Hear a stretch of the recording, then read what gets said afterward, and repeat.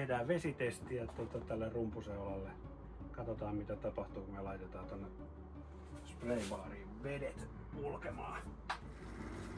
Sitten ihmetellään, miten helvetinmoinen sotku tästä syntyy. No niin, no, sinne päin. Joo. No, ei aivan mahdottoman paha.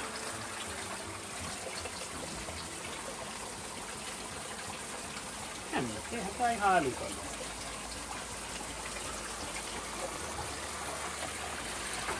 Siis kyllähän tätä vettä tulee vähän sieltä ja täältä. Mistä ei olisi tarkoituskaan tulla vettä jostain vähän enemmänkin. Joo.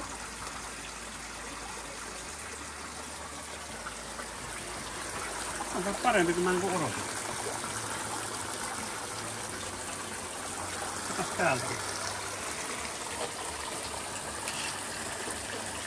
Katsotaan mitä se tekee, kun laitetaan sille vähän pyöritystä. Noin.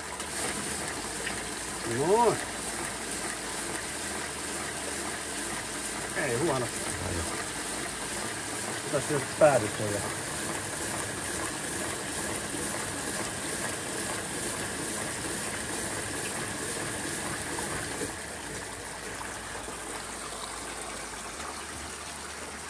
Siis tämähän on